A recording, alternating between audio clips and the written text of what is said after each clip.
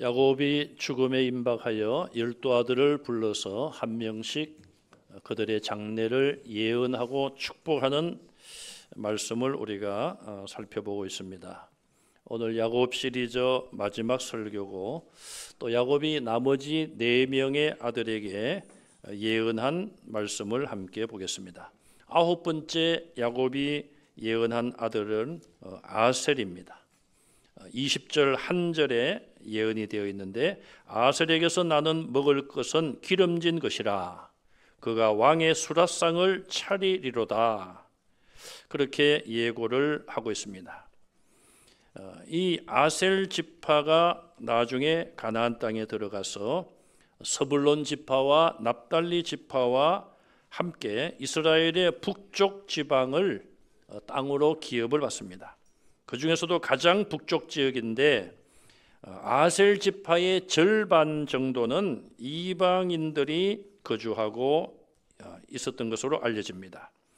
이 아셀 지파의 그 차지한 땅은 그리스어로, 헬라어로 베니게 혹은 페니키아라고 부르는데, 그 뜻은 종려나무의 땅이라는 뜻입니다. 그만큼 땅이 기름지고 종려나무가 많다는 뜻입니다. 그러면 이 야곱의 예언이 아셀의 후손에 가서 과연 왕의 수라상을 차렸는지를 확인해 보겠습니다. 수라상 그러면 여러분들 임금님 밥상을 수라상이라고 그렇게 말하죠. 우리나라는 옛날 왕의 수라상에 뭐가 올라갔습니까? 잘 모르시는 것 같은데, 뭐 다른 건 잘 모르겠고, 우리가 임진강 옆에 사니까 임진강 참개가 올라갔답니다. 임진강 참개가 수라상에 올라갔습니다. 자, 열왕기상 5장 2절에서 10절 말씀을 요약을 했는데 같이 읽겠습니다. 솔로몬이 두로왕 히람에게 사람을 보내어 이르되, 내가 내 하나님 여호와의 이름을 위하여 성전을 건축하려 하오니 당신은 명령을 내려 나를 위하여 레바논에서 백향목을 베어내게 하소서.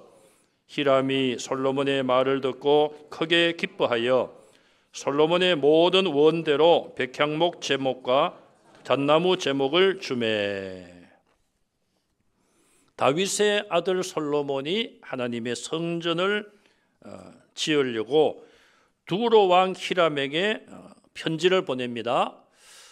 왕이시여, 당신의 부친 때부터 우리는 서로 친한 나라가 아닙니까? 저의 부친이 성전을 지으려고 했지만 하나님께서 저의 부친의 아들인 저에게 성전을 지으라고 했습니다. 이제 하나님의 성전을 지으려고 하니 백향목과 잣나무를 보내주십시오. 그런 요청을 하고 이 두로 왕 히람은 기쁘게 그 나무를 솔로몬이 원하는 대로 다 제공을 했습니다.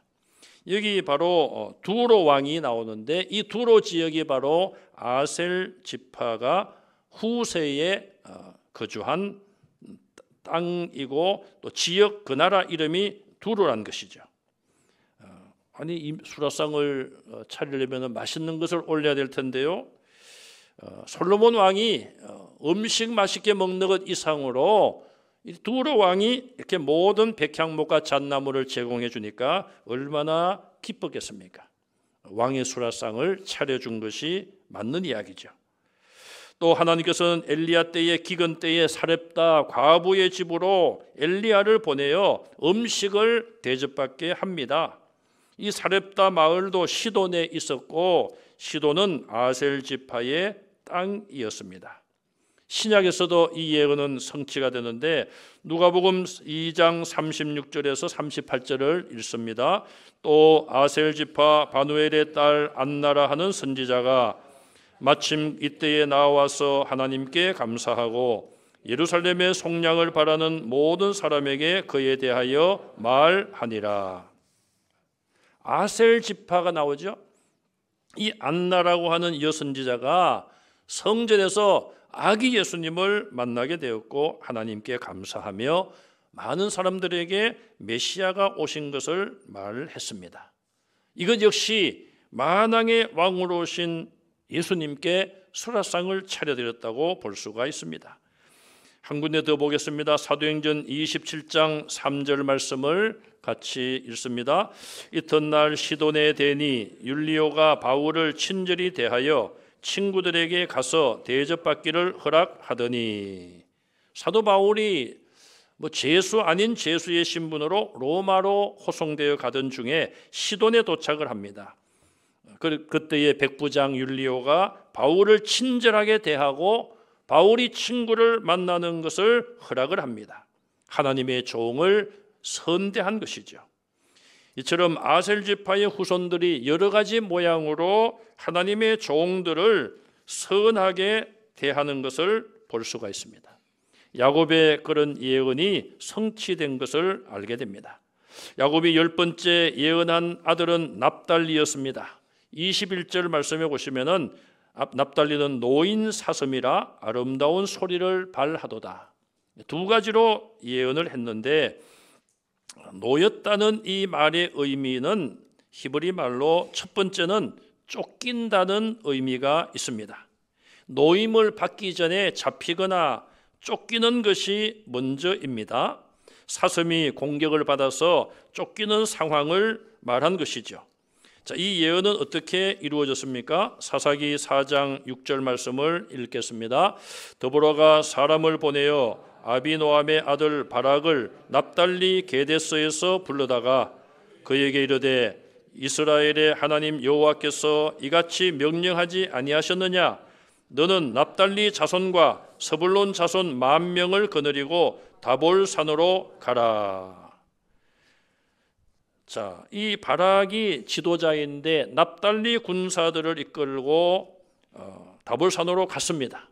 가서 보니 시스라 군대와 마주치게 되는데, 그 시스라 군대는 철병거 900성을 가지고 전쟁을 하러 왔습니다. 또 군인의 숫자도 더 많았습니다. 군사적으로 모든 면에서 딸리는 이 납달리 지파는 쫓겨다니는 그런 사슴과 같은 상황에 놓이게 된 겁니다. 자, 그런데 두 번째 놓인다는 의미는 글자 그대로 풀려난다 혹은 보냄을 받는다, 그런 의미가 있습니다. 시스라 군대와 맞선 이 납달리 군대는 바락의 지휘로 번개처럼 적군을 물리치고 어려운 상황에서 풀려나 자유를 누리게 됩니다. 물론 하나님께서 역사하셨어요. 자, 여기 놓인다는 이 히브리 단어는 노아가 홍수가 끝나고 방주문을 열고 까마귀와 비둘기를 내보냈다, 그 단어와 똑같은 단어를 사용하고 있습니다. 바락과 납달리 군대는 시스라 군대와 전쟁에서 밀릴 수밖에 없는 상황이었어요. 또 그들은 사사 드보라의 명령을 받고 다볼산 골짜기로 보내진 상황이었습니다. 보내졌고 또 그들은 쫓기는 상황이었지만, 사사기 5장 15절에 보면은 그들이 골짜기로 달려 내려갔다고 표현하지만 보내졌다, 그렇게 해석할 수가 있고요. 자, 그때의 납달리 군대는 다른 지파의 도움을 전혀 받을 수 없는 막다른 상황에 놓이게 되었습니다. 그런데 하나님이 역사하심으로 불리한 상황 속에서도 전쟁에서 승리하게 되고 그들은 노임을 받고 자유를 누리게 됩니다. 전쟁에서 승리한 이후에 드보라 선지자와 바락이 함께 노래를 합니다. 사사기 5장에 보면 함께 노래를 합니다. 오늘 본문 21절 말씀, 아름다운 소리를 발하도다. 아름다운 승리의 노래를 납달리 후손들이 부름으로써 그 야곱의 예언은 성취가 되었습니다. 신약시대에 와서 예수님께서는 가브나움, 벳세다, 또 고라신 이런 납달리 지파의 땅에 가셔서 복음을 전하시고 많은 이적을 행하셨어요. 물론 그들이 회개하지 않으므로 나중에는 저주를 받았지만은, 그러나 예수님께서 그 땅에 가셔서 복음을 전하심으로 아름다운 소리가 울려 퍼졌고 예수님을 통하여 이 야곱의 예언이 일부가 성취가 되었습니다. 야곱의 11번째 예언은 11번째 아들인 요셉에게 주어졌습니다. 22절에서 26절까지 보시면은 유다 지파와 비슷하게 가장 많은 예언의 말씀을 야곱이 남기게 됩니다. 요셉에 대한 예언은 두 가지인데요. 유언이라고 볼 수 있습니다. 왜냐하면 첫째는 과거의 시제를 이용하여 22절에서 24절에 요셉에 대한 말을 했습니다. 그 내용을 보면은 요셉은 무성한 가지라, 샘 곁에 심겨진 나무의 무성한 가지로 표현을 하고 있습니다. 그리고 그 가지가 담을 넘었도다 그랬어요. 시골에 가면은 옛날에는 담장도 별로 없고 담장이 있어도 매우 낮지 않습니까? 그럼 감나무나 그런 유실수가 있으면은 그 가지가 번성하게 되면은 옆집으로 넘어갑니다. 가지가.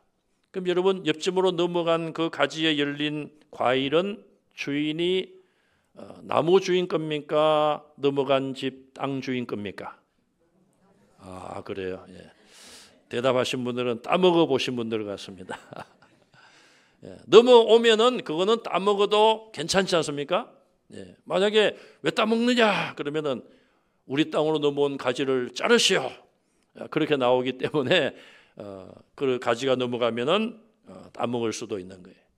자, 이 요셉을 축복하는 이 말씀이 얼마나 참 좋은 말씀입니까? 가지가 번성하여 담을 넘었도다. 담을.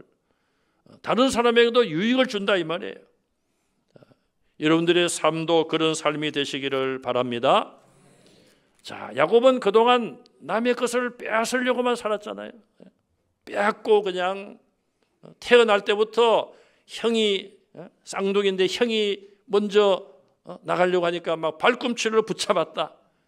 사실은 그 아기가 무슨 손이 움직여 가지고 앞에 나가는 형의 발꿈치를 붙잡을까 그렇게 생각될지 모르지만 어쨌든 성경은 그렇게 표현을 했고 야곱은 태생부터가 경쟁에서 뒤지지 않고 늘 계산을 해가지고 어떻게 하면 인간적인 어떤 방법으로 위기를 극복할까 그런 것을 일삼아 온 이 야곱이 자기 아들 요셉을 축복할 때는 담을 넘어가는 무성한 가지라 그렇게 요셉을 축복하면서 어떤 생각을 가졌을까요? 그래 아들아, 하나님은 너를 번성케 하시고 담을 넘어 너만이 아니라 많은 사람들에게 도움을 주는 그런 삶을 너는 살 것이다. 나는 비록 그렇게 오래 살지 못했다. 나는 나만을 위해서 살았고 남의 것을 빼앗아가면서 계산적으로 살았지만 너는 하나님이 너를 통하여 베풀고 많은 사람에게 유익을 주는 삶을 살아야 된다. 아마 그런 마음으로 요셉에게 축복을 했다고 볼 수가 있어요. 여기 보면은 샘 곁에 심겨진 나무라고 그랬습니다. 샘에 물이 있으면은 그것은 지하수가 있는 것이고 그 주변에 심겨진 나무는 늘 물을 공급받기 때문에 마르지 아니하고 풍성한 열매를 맺게 되는 것임을 알 수가 있습니다. 요셉은 어려서 형들의 미움을 받고 종으로 팔려갔습니다. 팔려가서도 누명을 쓰고 감옥까지 들어갔습니다. 그러나 그가 어디로 가든지 형통했어요. 창세기 37장 이하를 보시면 요셉의 삶을 기록하면서 꼭 설명하는 말씀이 있습니다. 여호와께서 그와 함께 하심으로 요셉이 형통하였더라. 그것은 바로 요셉이 샘 곁에 심겨진 나무요 하나님의 은혜의 강에 뿌리를 내리고 있다는 것을 우리에게 말씀하고 있습니다. 임마누엘이 되셔서 늘 요셉을 떠나지 않고 하나님이 요셉을 지켜주신 결과였습니다. 두 번째는 요셉의 팔은 힘이 있어 요셉의 활이 굳세었다라고 말씀을 합니다. 23절에 보시면 요셉은 대적들로부터 학대와 공격을 당합니다. 요셉의 대적들이 요셉을 향하여 활을 쏘고 그를 공격합니다. 10명의 형들이 요셉을 처음에는 죽이려고 했고 나중에는 결국 애굽으로 종으로 팔아버렸습니다. 종으로 팔려간 이 요셉은 늘 하나님과 동행하고 죄악을 멀리하며 그렇게 할 때 하나님이 그와 함께 하시고 모든 일이 형통했습니다. 종으로 살 때도 모든 일이 형통하여 주인의 재산을 다 관리했습니다. 나중에 누명을 쓰고 감옥에 갔습니다. 그러나 그 누명이 요셉의 앞을 막을 수는 없었습니다. 감옥에 갔어도 간수와 감옥 관계자들이 요셉의 신실함을 보고 하나님이 그와 함께 하심으로 모든 일이 형통하니까 요셉에게 모든 것을 맡겼습니다. 감옥에 갔어도 요셉은 모든 일이 형통한 것을 성경은 증거하고 있는 것입니다. 의인으로서 고난을 당했지만 하나님의 손이 늘 지켜주셨어요. 24절을 보시면 여호와 하나님을 이렇게 표현합니다. 첫째는 야곱의 전능자라. 지금 말하고 있는 그 아버지가 바로 야곱 아닙니까? 하나님은 나의 전능자다. 내가 지금까지 살아오면서 불가능한 모든 일들을 하나님은 다 해결해 주셨다. 야곱의 전능자다. 두 번째, 이스라엘의 반석이다. 흔들림이 없는 이스라엘의 반석이 나의 반석이다. 피할 피난처시다. 세 번째, 목자라. 양을 위하여는 생명을 걸고 양을 지키는 목자. 지키시고 앞길을 인도하시는 그 하나님. 그렇게 그 하나님을 이야기하며 그 하나님이 요셉에게 복을 주신다고 말하고 있습니다. 오늘 야곱과 함께 하셨고 요셉과 함께 하시는 전능하신 하나님, 반석이 되시는 하나님, 목자가 되시는 하나님, 바로 여러분들의 하나님 되심을 믿으시기 바랍니다. 또 여러분들의 자녀 후손들, 우리의 후세들의 하나님이 되심을 믿으시기 바랍니다. 두 번째로 이 야곱은 미래 시제로 예언을 하고 있습니다. 25절과 26절에 나옵니다. 네 아버지 하나님께서, 자, 요셉에게 너의 아버지 하나님, 누구의 하나님입니까? 야곱의 하나님이죠. 야곱은 자기 하나님을 너의 아버지의 하나님 그렇게 표현을 하면서 너를 도우실 것이다. 너의 아버지를 평생 동안 도우시고 지키신 그 하나님은 너를 분명히 미래에도 도와주실 것이다. 그렇게 이야기를 하고 있습니다. 147년을 살면서 야곱이 하나님의 뜻에 합당하게 믿음으로 산 것만은 아니었습니다. 그러나 하나님은 아브라함과 이삭에게 주신 언약을 야곱에게도 주셨고 그 언약을 지키기 위하여 야곱을 도와주셨습니다. 온 가족이 몰살당할 수 있는 위기에서도 그들을 도와주셨습니다. 형 에서의 복수심에서도 하나님은 야곱을 도와주시고 구원해 주셨어요. 죽은 줄 알았던 아들, 가슴 속에 묻었던 그 아들, 20년이 지나서 하나님께서 그를 지키시고 애굽의 총리가 되게 했다는 그 구원의 하나님, 섭리하신 놀라운 하나님을 야곱은 똑똑히 보았습니다. 바로 그 하나님, 나를 지금까지 도와주신 그 하나님이 너를 도와주실 것이다. 전능하신 하나님이 너에게 복을 주실 것이다. 하늘의 복과 샘의 복과 젖먹이의 복과 태의 복을 주신다고 축복하고 있습니다. 그리고 네가 받은 그 축복은 내가 선조로부터 받은 축복보다 내가 너에게 하는 이 축복은 한없는 축복이 될 것이다. 정말 이 야곱은 모든 축복의 말을 다 동원하여 요셉에게 축복을 하고 있어요. 여러분, 12 아들 가운데 이 요셉이 정말 이런 큰 복을 아버지께로부터 받고 있는데, 이거는 야곱의 마음뿐 아니라 하나님의 뜻이요, 하나님이 그만큼 요셉을 사랑하심을 알 수가 있습니다. 고난의 시간은 있었지만 그가 하나님을 의지했고 하나님께 기도하며 기다렸고 형들의 그 모든 잘못을 다 용서하고 복수하지도 않았습니다.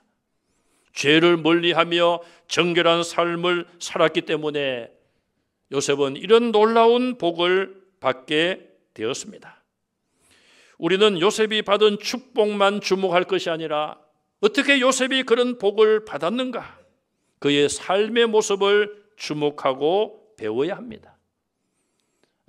야곱 시리즈에 이어서 이제 요셉 시리즈로 설교를 하려고 합니다. 원인이 있어야지 결과가 있습니다. 이제 봄이 돌아와서 농부들은 밭에 나가 들에 나가 씨앗을 뿌리고 농사 준비를 합니다.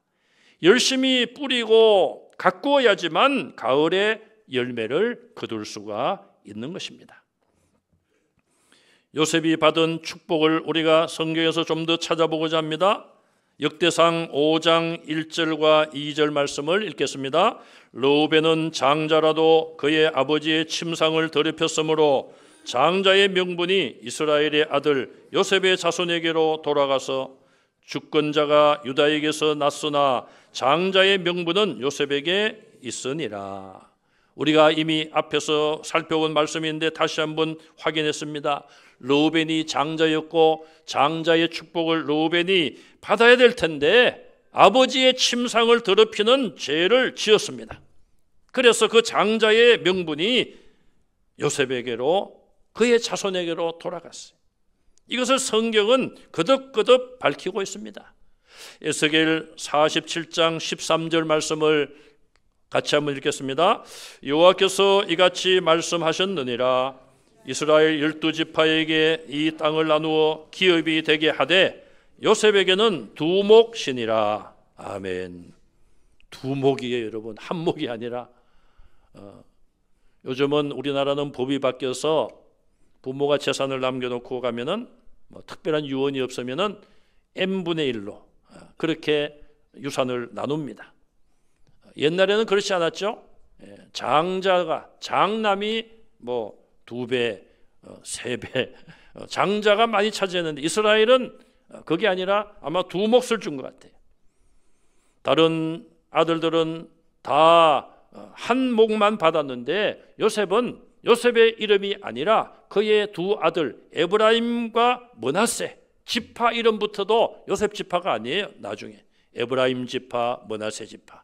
또 므낫세는 반 지파 둘로 나뉘어져서 또 다른 땅을 또 받았습니다. 그렇게 보면 2배, 3배로 몫을 요셉의 후손이 받게 됩니다. 한 군데 더 마지막으로 읽겠습니다. 민수기 13장 8절입니다. 에브라임 지파에서는 눈의 아들 호세아요. 자, 이 호세아는 여호수아예요. 모세가 호세아에게 이름을 여호수아라고 주었습니다. 그래서 우리가 알고 있는 여호수아가 바로 이 호세아인데 그는 에브라임 지파 출신임을 말해주고 있어요. 자, 이 에브라임 지파는 요셉의 후손으로 우리가 알고 있죠.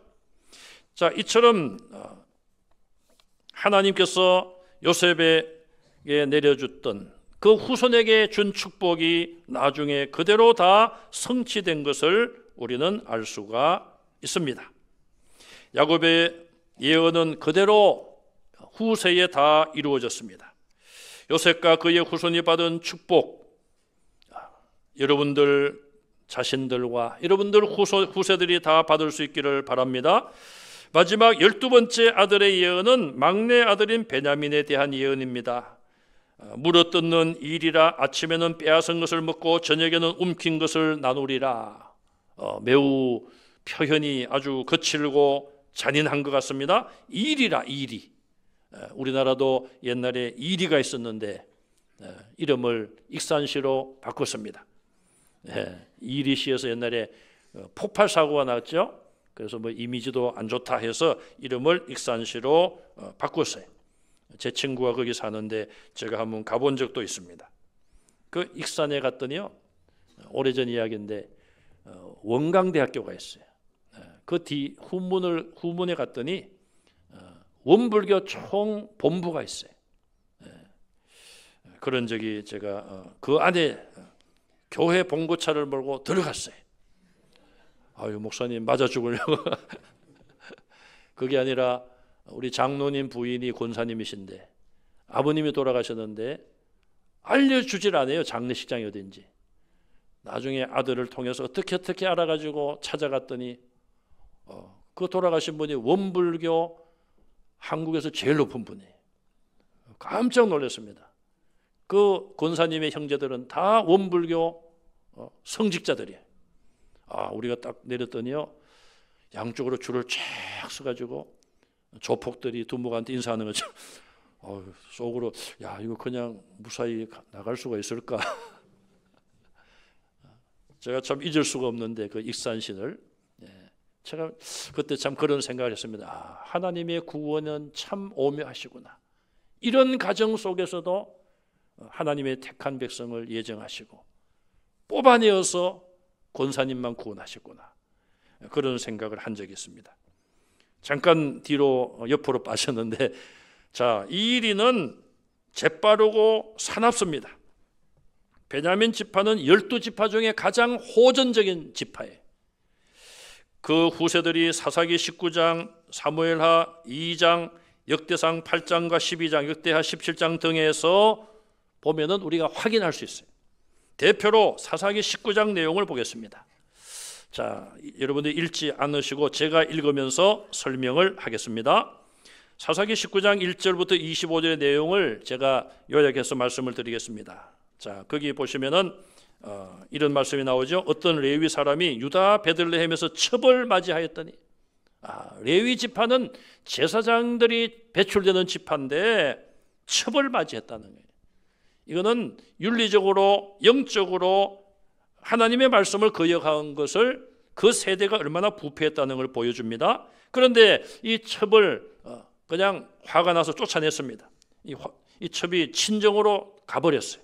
그래서 그 사람이 레위 사람이 자기 첩을 또 데리러 하인을 데리고 갔습니다. 선물을 한 보따리 해서 가지고 가서 장인 장모님한테 드리고 화를 누구뜨리고 그 첩을 데리고 이제 자기 집으로 돌아오는 거예요. 14절에 보니까 모두 앞으로 나아가더니 베냐민에 속한 기브아에 이르러 해가 진지라. 자, 집으로 오는데 거리가 있으니까 중간에 해가 졌어요. 베냐민 지파가 속한 기브아 지역에 와서 하룻밤을 자야 됩니다. 16절을 보시면은 저녁 때 한 노인이 밭에서 일하다가 돌아와서 그 사람들을 보게 됩니다. 그런데 그 노인은 원래 에브라임 산지 사람으로 요셉 지파죠. 요셉의 후손이 에브라임 지파 사람이에요. 그런데 그가 베냐민 지파 사람 동네에 와서 사는 거예요. 22절에 자, 그 노인이 그 두 사람을 집으로 영접하고 세 사람이겠죠. 영접하고 음식을 대접하고 즐겁게 하고 있는데 그 동네 불량배들이 그 집에 몰려옵니다. 문을 두들기면서 네 집에 들어온 사람을 끌어내라. 자, 그 집에는 레위 남자, 그의 첩, 하인 그렇게 왔는데 그 사람을 끌어내라. 처음 보는 여자를 끌어내라는 말이 아니라 레위 남자를 끌어내라는 말이에요. 왜냐하면은 24절을 보시면은 그 노인이 이렇게 말합니다. 내 처녀 딸이 있고 이 사람의 첩이 있으니까 우리가 그들을 내어줄 테니 당신들이 이 남자는 건들지 말라. 여기도 보면은 동성애가 그 당시 있었다는 걸 볼 수 있어요. 여자 둘을 내줄 테니까 이 남자는 건드리지 말라. 참 이 노인도 잘 이해가 안 되죠. 자기 처녀 딸을 폭도들에게 내어주려고 하고 있어요. 자, 25절에 무리가 듣지 아니하므로 그 사람이 자기 첩을 붙잡아 그들에게 밖으로 끌어내매 그들이 그 여자와 관계하였고 밤새도록 그 여자를 능욕하다가 새벽 미명에 놓은지라. 결국은 이 첩만 밖으로 내주고 문을 잠궈버리고 그 첩을 이 베냐민 지파 후손들이 밤새도록 능욕을 하고 결국 그 첩은 아침에 죽습니다. 이런 악한 일을 하여 그러니까 이 레위 사람이 화가 나가지고 자기 첩을 참 잔인하게도 시신을 토막을 지파별로 내가지고 12지파에게 보냅니다. 보내면서 베냐민 지파가 이런 일을 했다. 그러니까 다른 지파들이 다 들고 일어나가지고 베냐민을 없애자. 그래서 동족끼리 피비린내 나는 싸움을 합니다. 그래서 나중에 결국 베냐민 지파가 거의 몰살 지경에 갑니다. 나중에 다른 지파들이 후회를 합니다. 야, 이렇게 해서 우리가 한 지파를 잃게 되었다. 베냐민 지파가 그런 대가를 치르는 거예요. 그런 것을 보면은 정말 이 야곱의 이런 예언이 후대에게 어떻게 성취된 것을 우리가 알게 됩니다. 28절에 가서 보시면은 야곱이 각 사람의 분량대로 축복하였다고 말하고 있어요.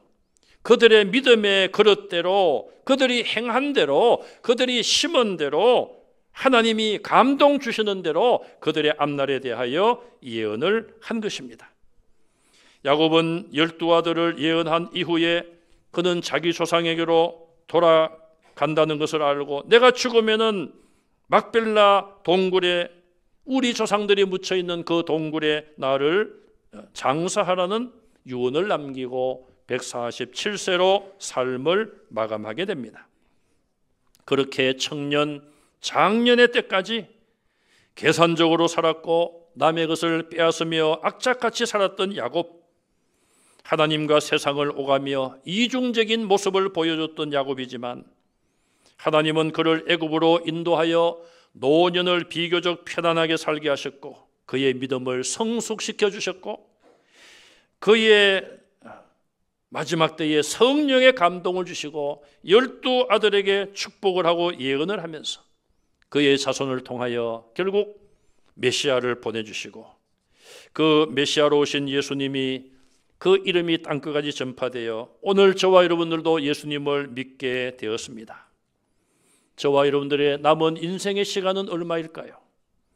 우리는 알 수가 없습니다. 어제 제가 영덕에 있는 목사님과 통화를 하면서 그런 이야기를 했습니다.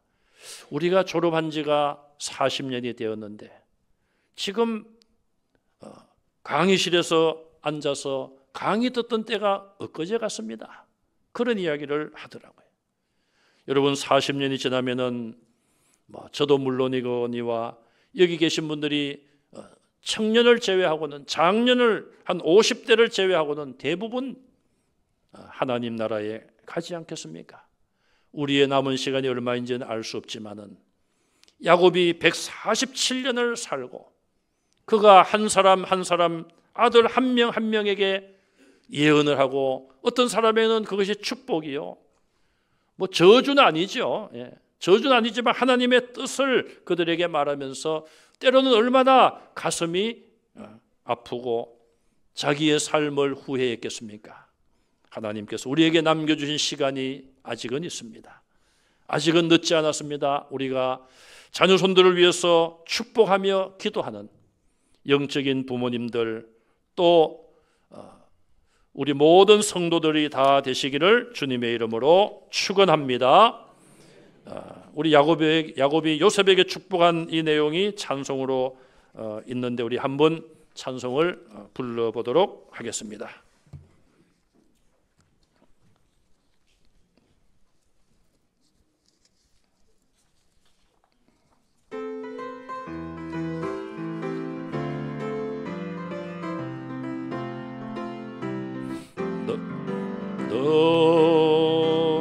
담장 너머로 뻗은 나무 가지에 푸른 열매처럼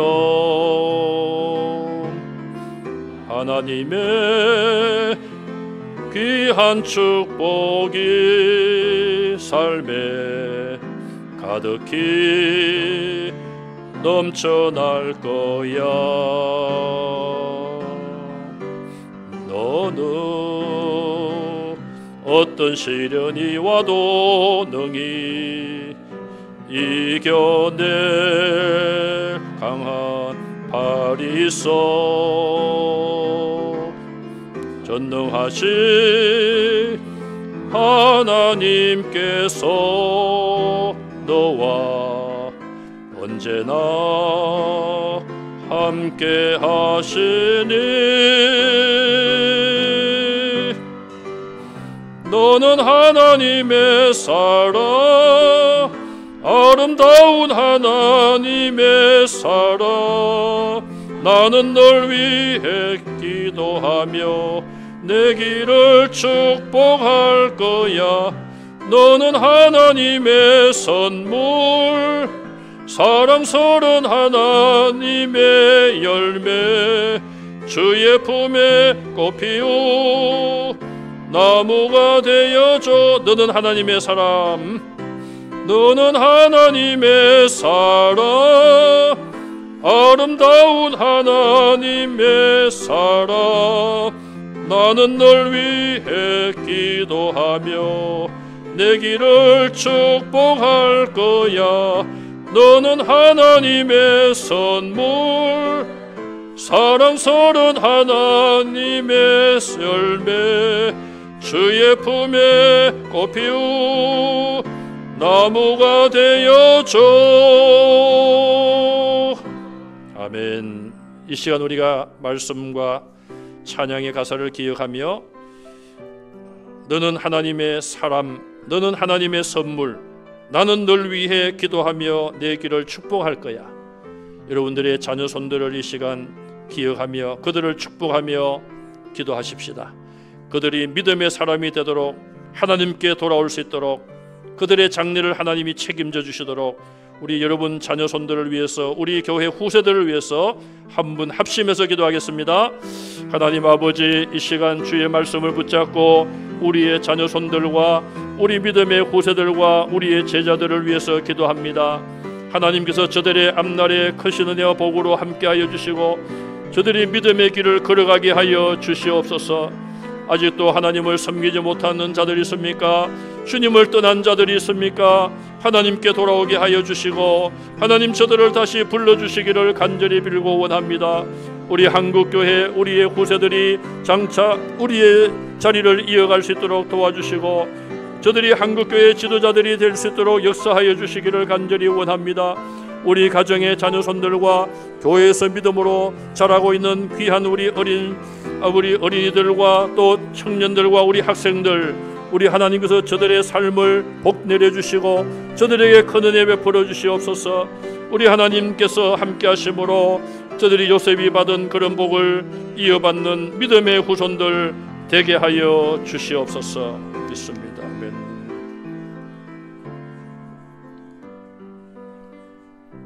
하나님 아버지, 야곱이 147년 삶을 마감하며 그 마지막 순간에도 정신이 흐리지 않고 성령의 감동을 받고 아들 한 명 한 명에게 예언한 것처럼 우리의 남은 삶이 우리의 자녀들을 축복하며 교회의 우리의 후세들을 축복하며 저들을 위하여 기도하며 아름다운 신앙의 본을 남기는 영적인 부모님들, 육신의 부모님들 다 되게 하여 주시옵소서. 산불로 인하여 고통당하는 우리의 이웃들을 위로하시고 다시 일어날 수 있는 용기와 삶의 터전을 회복시켜 주옵소서. 미얀마 가난한 그 나라의 지진으로 인하여 수많은 사람들이 희생되었습니다. 주님께서 그 민족도 불쌍히 보시고 주의 긍휼과 자비로 회복시켜 주옵소서. 예수님 이름으로 간절히 기도하옵나이다. 아멘.